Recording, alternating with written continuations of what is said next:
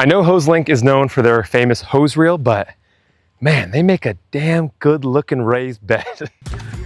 I'm super pumped because HoseLink just released their brand new steel corrugated raised beds with 9 different configurations and so many add-on attachments for whatever space you have and whatever you're growing. I'm gonna build this now. I'm gonna show you what I'm gonna grow with it. It is going to change the garden game. Time to set it up. And I am a huge fan of raised bed gardening. I've never built a raised bed garden with a metal bed before. As much as I love wood, wood does not last forever. I'm gonna have to replace these raised beds behind me in about 5 to 7 years, depending on how harsh my winters are, because I don't want to treat it with anything that can be harmful and leach into the soil and the food that I'm going to be eating. So what's nice about these metal beds is that they're food grade, food safe, and I won't have to worry about any harmful chemicals getting in the food that I'm growing. So now I have to figure out which configuration I want to go with. I want something that is going to be long and skinny. I always like some skinnier beds because it's easier to reach across and also move around. If you have a bed that's a square, it might be hard to access the middle of that bed depending on how long your arms are.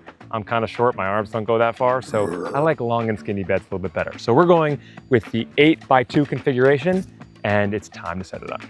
All right, step 1, side panels. 8 side panels, 4 corner panels, nuts and bolts, rubber edging, all the good stuff. They're gonna connect together with nuts and bolts that connect through these little holes in the sides. They are super light, so it doesn't take a lot of strength to set them up. So the first thing I'm gonna do is lay out my pieces. They're gonna go right along this way. I think it's gonna be about 4 across. Might need to expand those a little bit, but this is roughly where it's gonna go.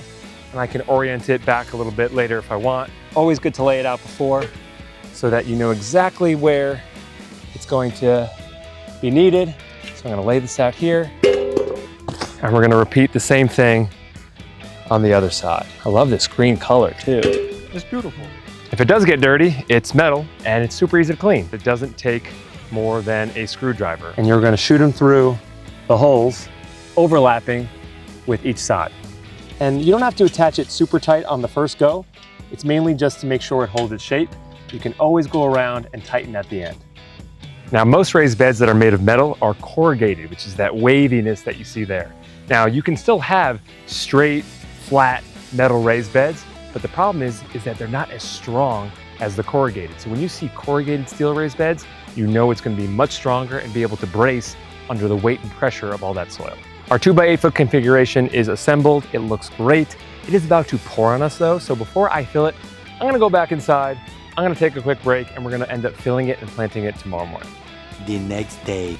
This is a step you really shouldn't skip because the last thing you want is your raised bed to expand out or even break. I've recruited my garden assistant to help me with this next task. I don't know how helpful she'll actually be, but she's more of a supervisor. So within this membrane, there's kind of an indentation there, and that is what sticks on top of the corrugated steel. We've got a baby coming, and eventually when they're big enough to walk and stand and grab things, it's a nice little safety feature to have.